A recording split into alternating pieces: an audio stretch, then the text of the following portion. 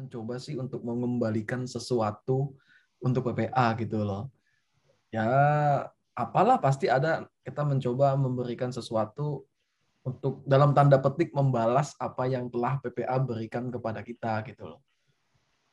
Itu sih sebenarnya semangat utama yang sampai saat ini terus menyemangati. Saya rasa Tio juga gitu ya, Tio ya? Ya, istilahnya kan kita waktu dulu jadi PPA ngerasain kayak seru ya jadi PPA gitu. Kenapa? Kenapa?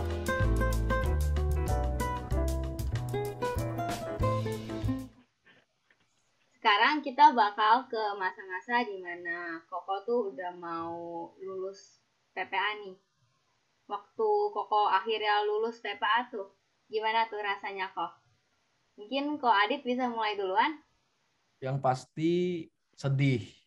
Di saat kita dulu hampir setiap minggu ya kita kumpul di ruang PPA, ngobrolin entah apapun dari urusan PPA, sekolah, umum, apapun kita kumpul. Saat kita lulus tuh kayak, ya udah nih, gue udah nggak bisa tugas lagi nih, udah selesai nih pengabdian di PPA nih. Ya, kayak sedih gitu loh. Kalau Kotio gimana tuh rasanya? Waktu itu sedih sih ya pasti. Soalnya kan bayangin dari istilahnya kalau anggapan berapa tahunnya aja kan dari SD kelas 4 sampai lulus SMA udah lama banget kan, istilahnya hampir setiap minggu yang kayak Khodit bilang, tiap minggu tuh bisa rajin-rajinnya, ada masa rajin-rajinnya tugas, terus juga kan tiap minggu ketemu teman-teman PPA. Waktu lulus kan istilahnya ada perasaan kayak waduh, apa ya istilahnya, bisa sama teman, terus juga ya udah melayani di PPA-nya selesai ini, istilahnya gitulah. Jadi sedih sih pastinya waktu lulus dari PPA. Kayak PPA udah hampir setiap minggu, jadinya udah kayak jadi rutin gitu kan.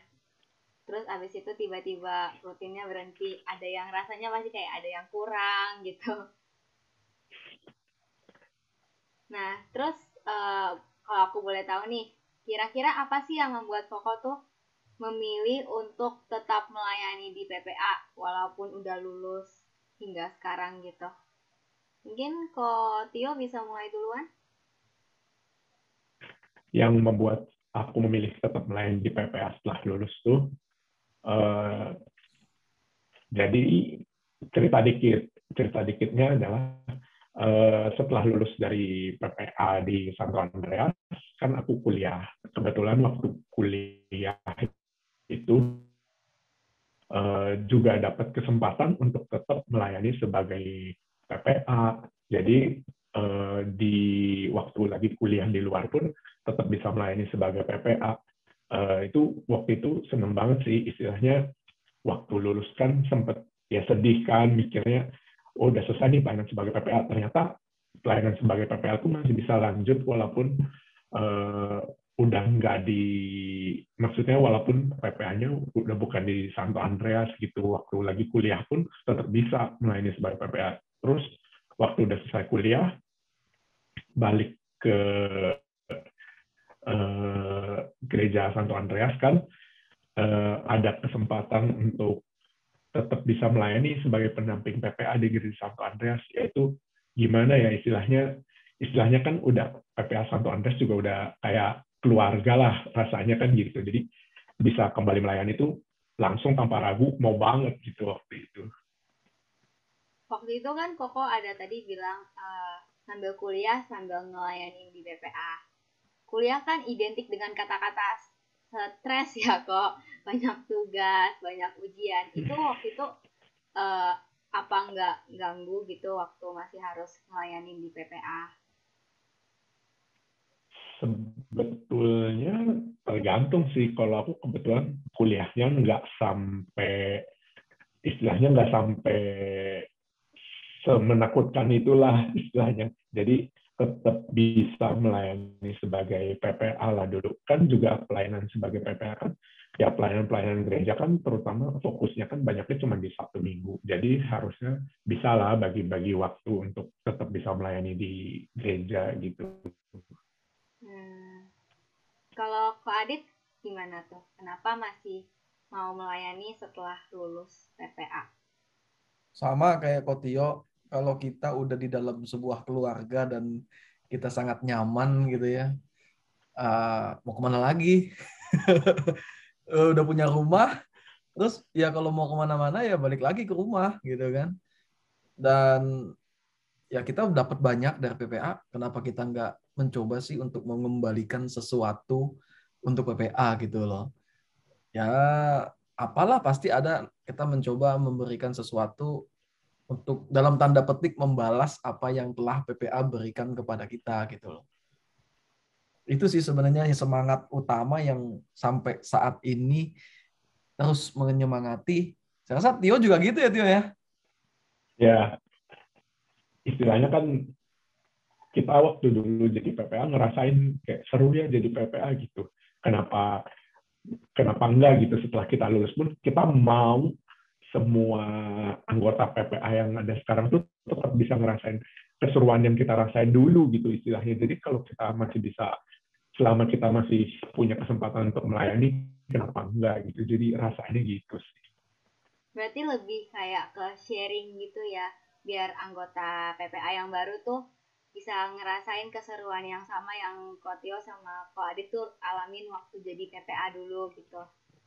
Bagaimana dulu alumni senior sangat ramah sama kita. Kenapa sih nggak kita juga sekarang mencoba ramah kepada adik-adik kita gitu kan?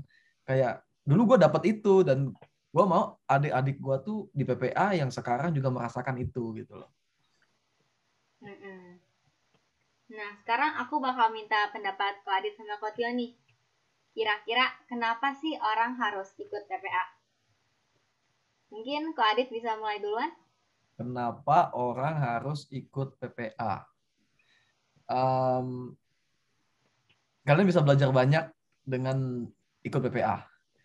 Bisa belajar tentang kehidupan, bisa belajar tentang pribadi, bisa juga belajar tentang iman yang paling penting.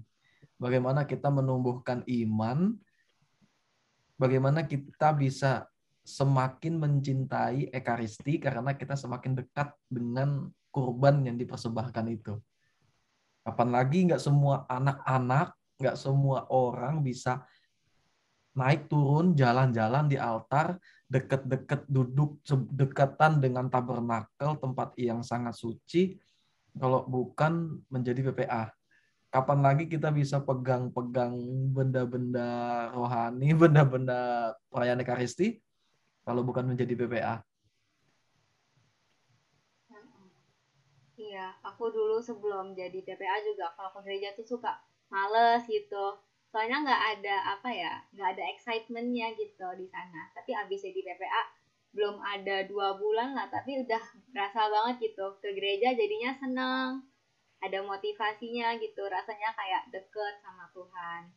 Alhamdulillah.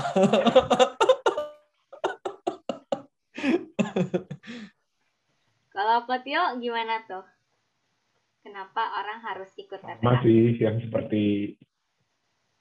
Sama seperti yang Pak Adit bilang sih, karena dari ikut PPA tuh belajar banyak banget, bisa soal terutama belajar soal pertumbuhan iman pribadi kita, kan itu yang paling penting dari ikut PPA. Tapi juga di luar itu belajar banyak soal apa ya istilahnya, banyak hal lah, soal tanggung jawab, soal bagaimana berinteraksi sama teman-teman, sama yang usianya lebih tua, yang usianya lebih muda. Itu belajar banyak banget di PPA. Dan juga itu yang Ko Adit bilang tadi ya, ada privilege-nya juga di selain tanggung jawab yang kita pegang, kita juga dapat privilege itu, kayak kan nggak semua orang bisa di atas altar, bisa melayani, bisa deket sama Romo gitu, yaitu ada privilege-nya juga dengan join PPA gitu. Nih aku mau minta pendapat lagi nih kok. Kira-kira apa sih yang kurang dari PPA sekarang dan apa yang bisa dikembangin gitu dari PPA sekarang? Mungkin kok Adit bisa jawab duluan. Apa yang kurang dari PPA? Mungkin PPA ke depannya harus lebih apa ya, lebih mandiri mungkin dalam pelayanan di altar, harus em, melihat kebutuhan misa itu butuhnya apa. Maksudnya banyak hal yang tidak dilatih di altar itu terjadi. Banyak banget hal-hal yang memang kita tidak pernah duga, tahu-tahu itu terjadi di altar, dan kita mesti improvisasi sendiri tanpa perlu kita ngomong sama temen, ini gini ya, nggak bisa karena kita di depan, kita udah bukan bukan untuk saatnya ngobrol-ngobrolin hal itu.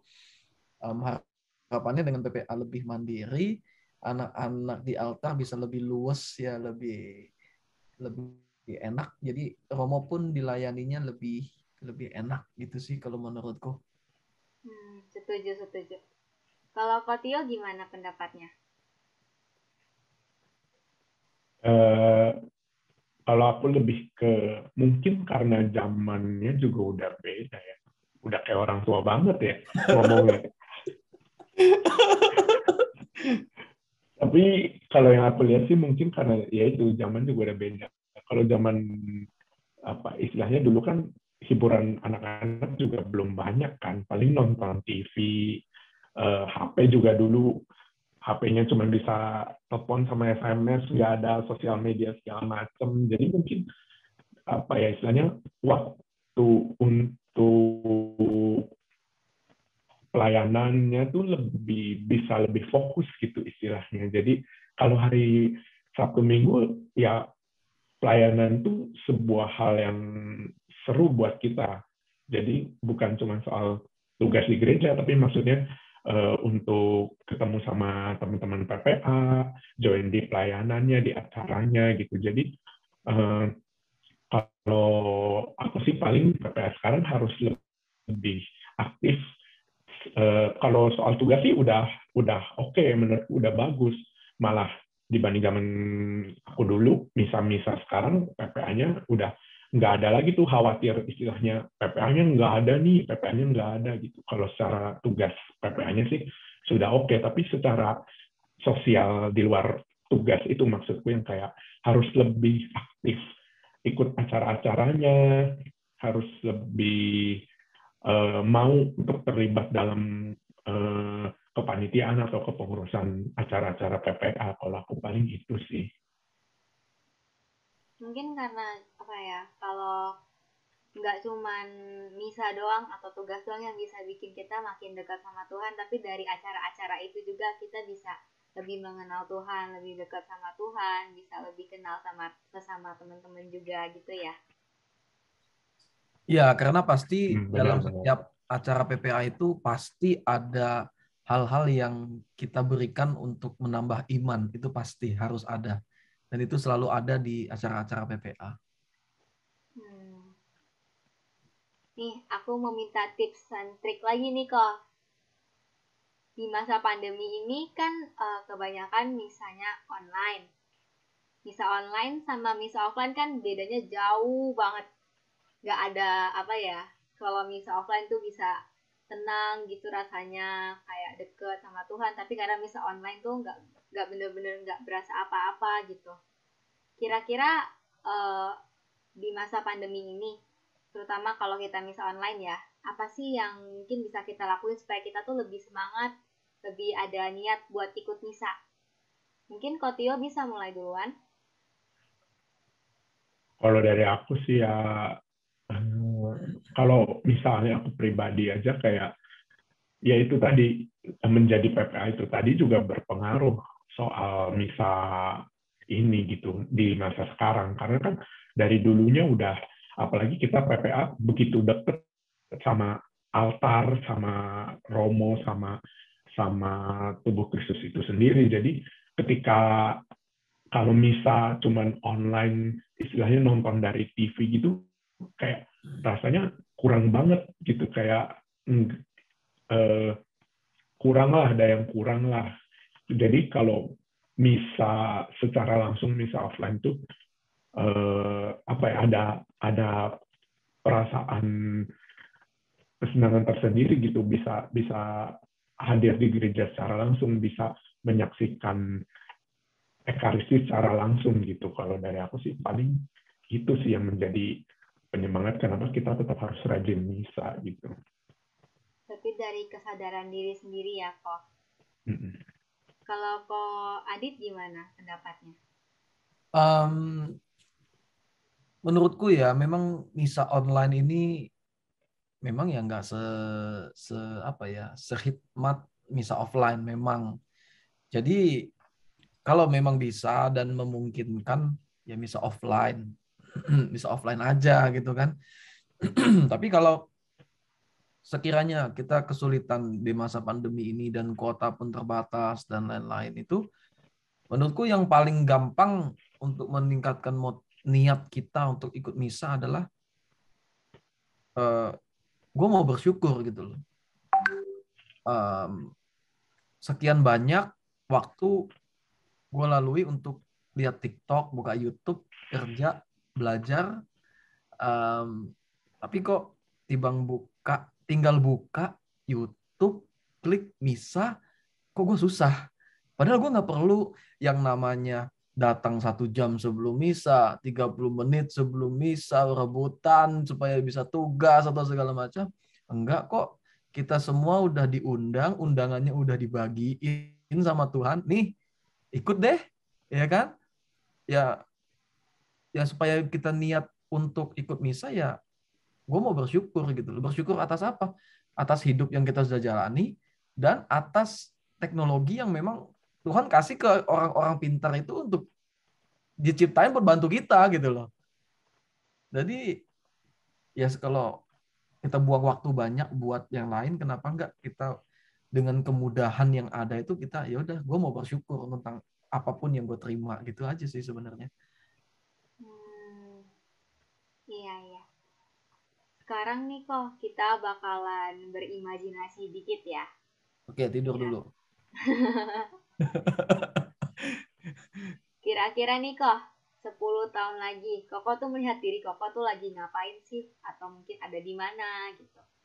Mungkin kok Tio bisa mulai duluan? Waduh, 10 tahun lagi ya.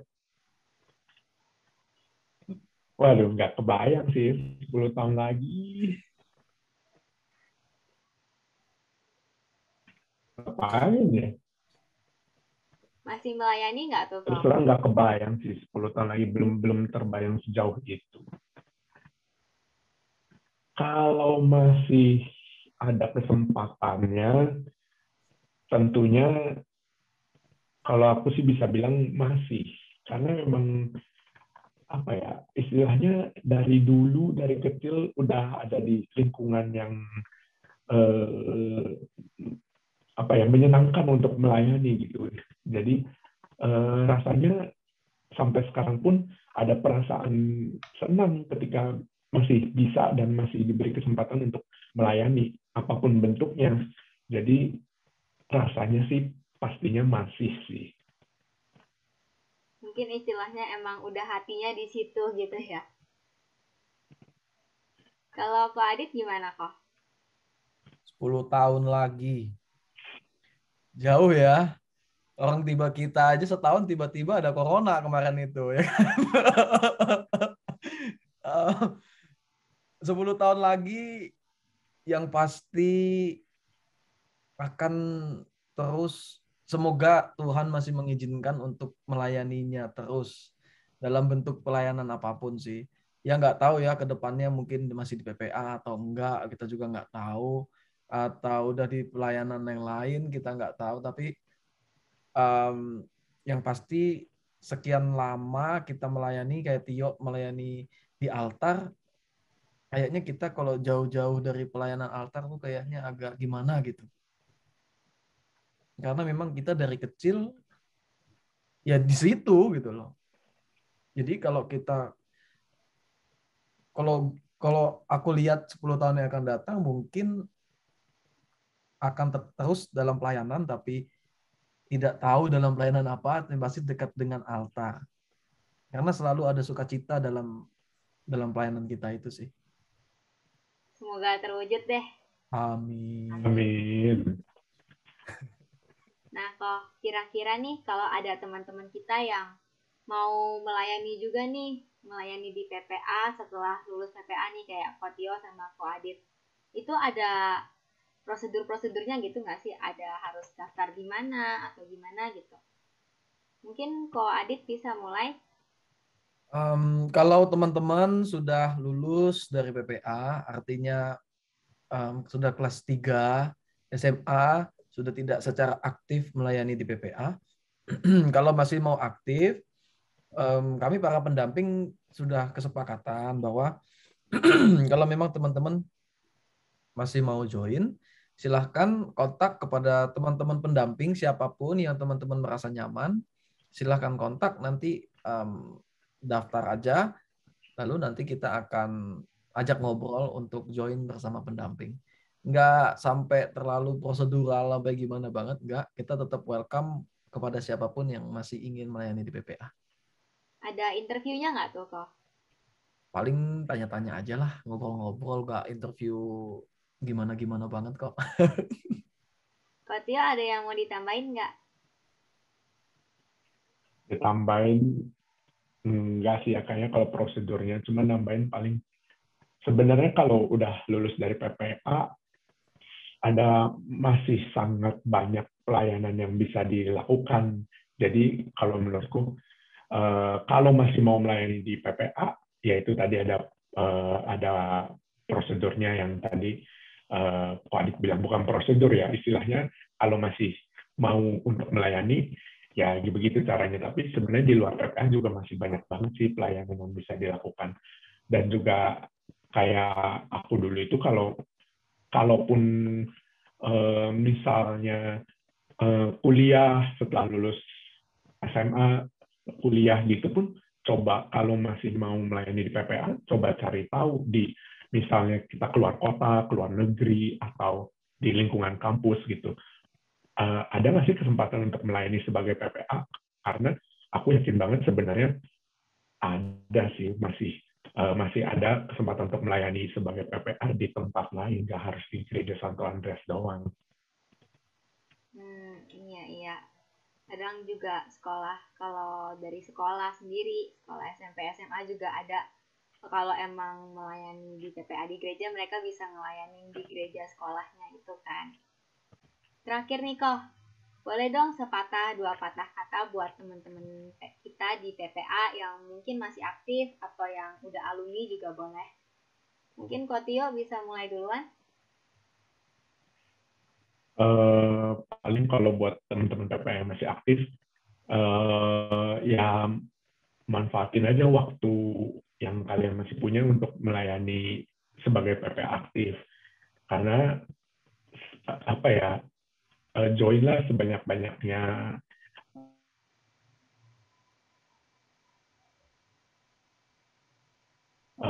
Tanpa kalian sadar nantinya kayak momen-momen itu menyenangkan banget, kayak berharga banget. Jadi selama kalian masih bisa melayani di PPA sebagai PPA aktif maupun di tugas-tugas gerejanya ataupun acara-acara di luar tugas, join aja, itu bakal menjadi momen-momen yang seru sih untuk teman-teman yang udah lulus. Ya paling dimanapun kalian berada, selama masih ada kesempatan untuk melayani, tetap melayani Tuhan selalu sih. Kalau Ko Adit gimana tuh? Ada sepatah dua patah kata? Sepatah dua patah kata untuk PPA yang aktif, silahkan mengaktifkan diri. Silahkan join apapun yang kalian, acara apapun yang kalian mau join. Partisipasi tidak hanya sebagai peserta. Kalian mau belajar tentang administrasi misalkan, atau belajar keuangan, silahkan kalian bisa belajar dari acara-acara itu. Bikin proposal, belajar hitung anggaran, belajar mengkoordinir teman-teman, belajar public speaking. Apapun kalian bisa pelajari dari PPA. dan PPA sangat membuka kesempatan untuk itu. Silahkan mengaktifkan diri dan terlibat dalam apapun acara PPA.